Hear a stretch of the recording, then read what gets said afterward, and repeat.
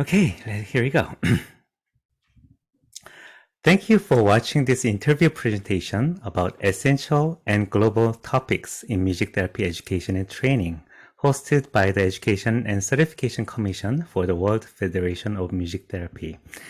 My name is Jin Lee, and it is my great pleasure and honor to invite Dr. Cheryl Dileo to speak to us about ethics in music therapy education.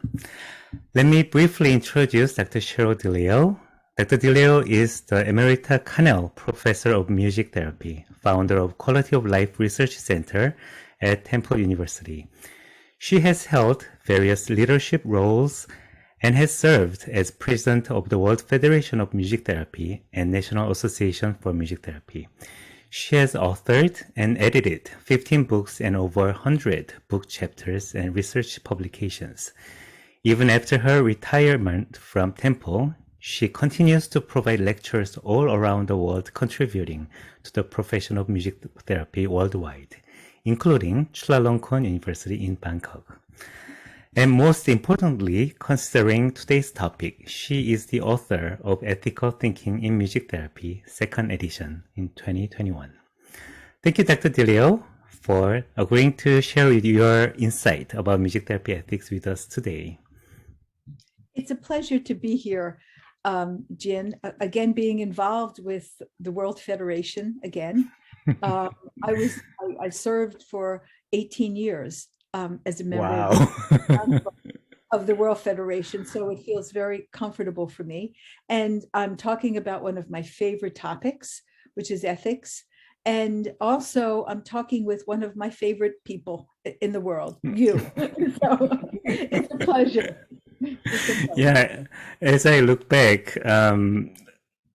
the course, music therapy ethics, was one of my most favorite courses that I took from you at Temple, and it has been over 20 years. It was so a lot of time has passed. So a lot has changed ever since then, and many audience will understand the importance of ethics in the profession of music therapy.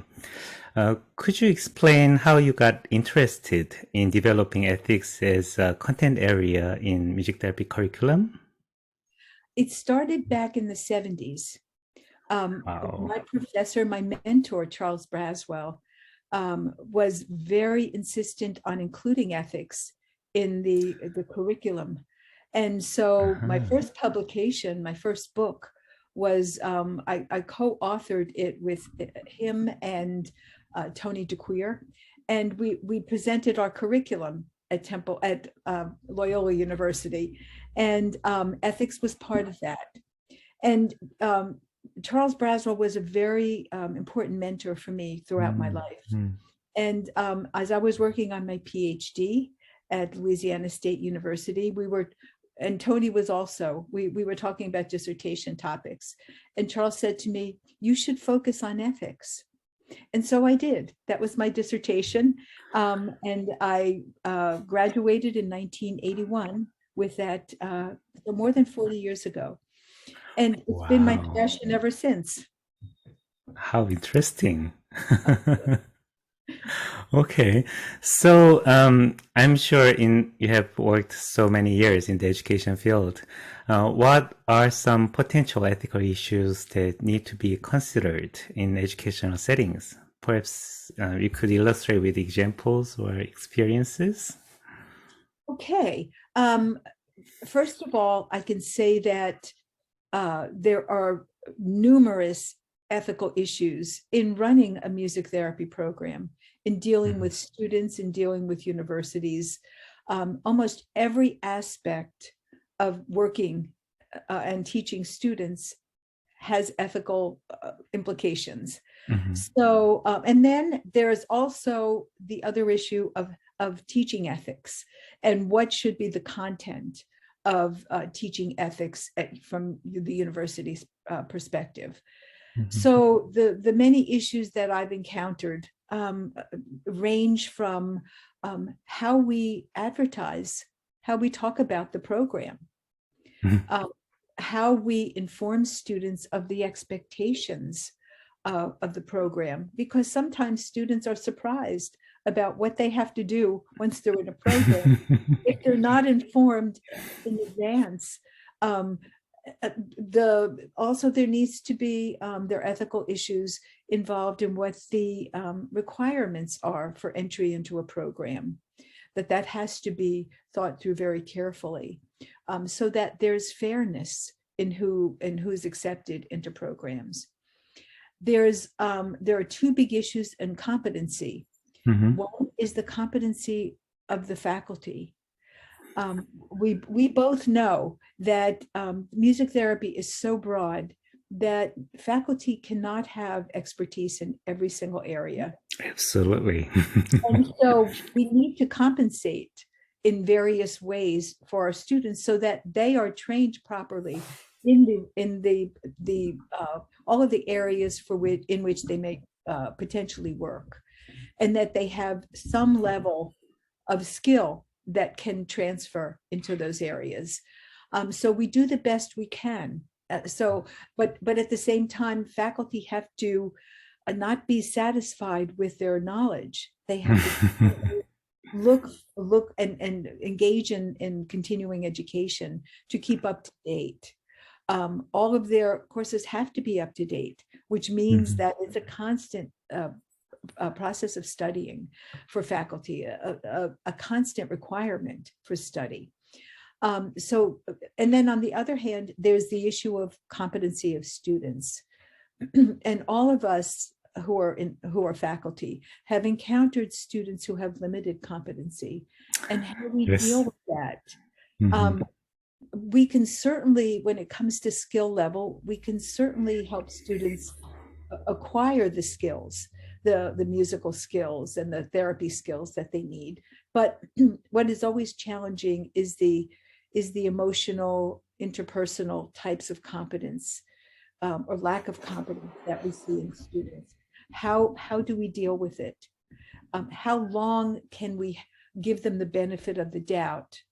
And then at what point, if students are not going to obtain the competence, the interpersonal competence that they need to be therapists, or the empathy that they need to be therapists, at what point do we not allow them to continue in the program?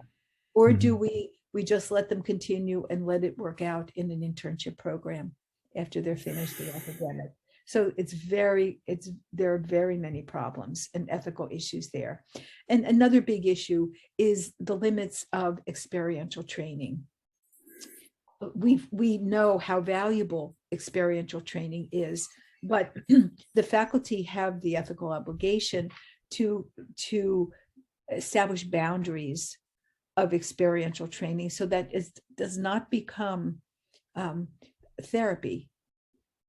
And because the faculty have powerful roles with students, in essence, determining their future. So we can't take advantage of that and expect students to share all their personal information with us and then make decisions about the students. So it's very complicated. And it's our responsibility, ethical responsibility, to establish boundaries of experiential training in the fairest way and best way for students.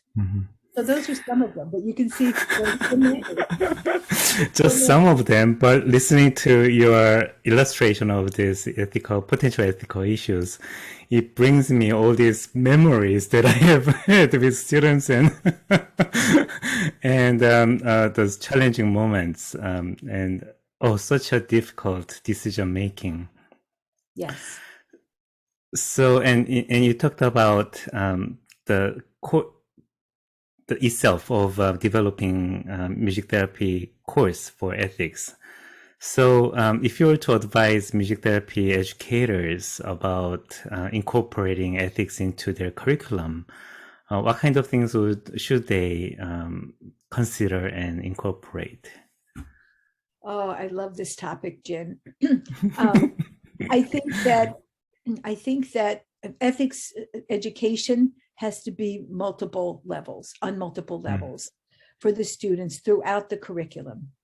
So most importantly, there needs to be a separate unit or a course on ethics, Mm-hmm. where students learn the basics of ethics.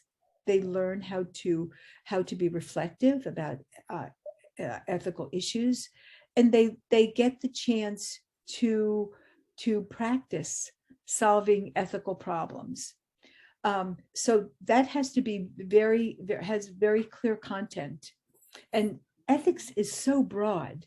Ethics is such a broad topic, ranging from the ethics of social networking to confidentiality, Mm-hmm. to dealing with colleagues, professional relationships, to dealing with the community, to advertising for music therapists in private practice. And the issues can be very separate and don't necessarily overlap. So it's important that students get an idea of the breadth of ethics within a particular unit of a course, or I recommend an entire course. And at the same time, ethics has to be taught in every course and in supervision and in clinical training. Ethical issues will come up, and faculty need to take the opportunities when they do come up to clarify that these are ethical issues and how students might go about solving these problems. So Oh. it's course, and it's in every course. I really like that. Yeah, it should be. And the ethical thinking doesn't develop right away, and at various different levels of students' development. I think it just takes in and takes such a long time. Mm. Yes, definitely. And there are many, if you'd like me to talk about ethical thinking a little, I will. It's a very complex and integral type of process that involves both thinking, critical thinking, gathering information, and researching, consulting, and also the most important part is personal awareness, self-awareness. There are so many personal issues that interfere with our ethical decision making.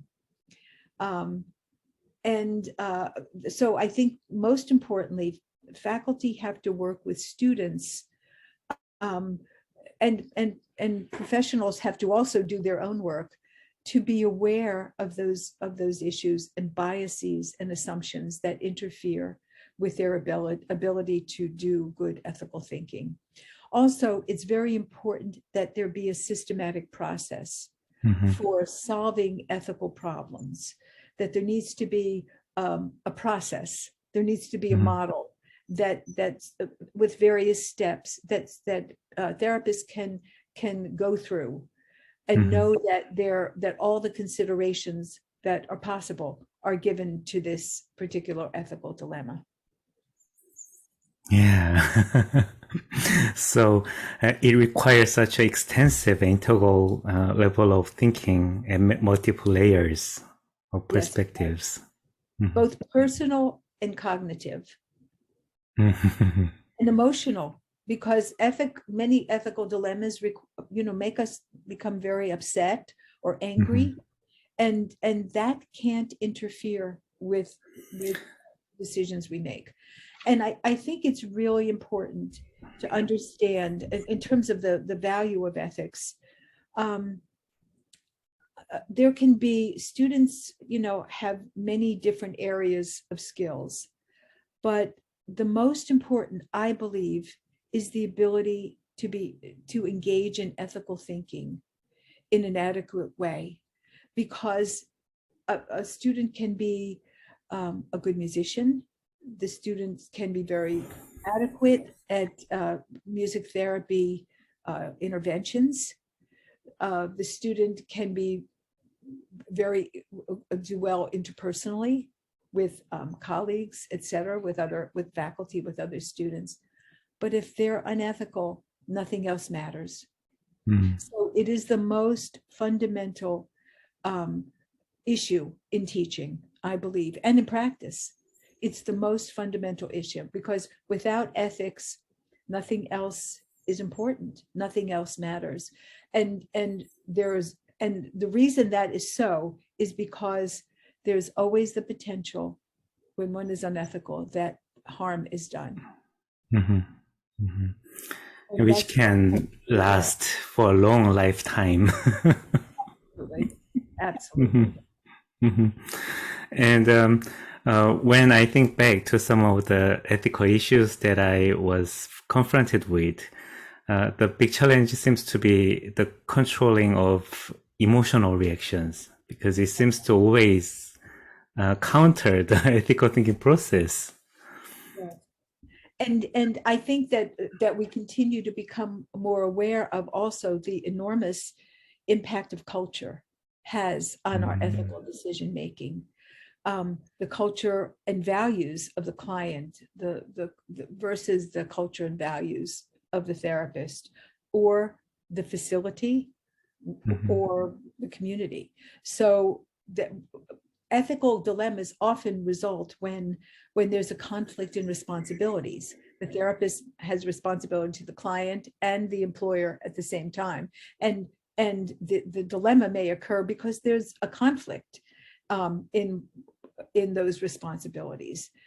And so I think that culture is adding another layer of consideration. Mm-hmm. Absolutely.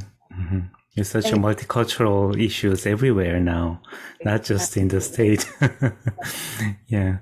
And thinking about what you have shared with us, seems like self-care in therapists is such an important aspect in order to remain ethical. What would you say about that? Well, self-care feeds into competence. Self-care is intimately related with a person's competence. Mm-hmm. And so competence is a primary ethical issue. So when therapists do not take care of themselves, they can't do their best for clients. And it can, depending on the extent of the self-care, it seriously interferes with the client's ability to work with the therapist's ability to work with the client, but also that is where there's a potential for either neglect or harm.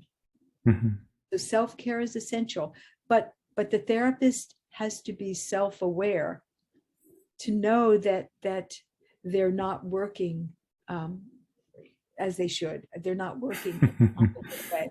So lack of self-care also has to be accompanied by self-awareness and the courage to do something about it.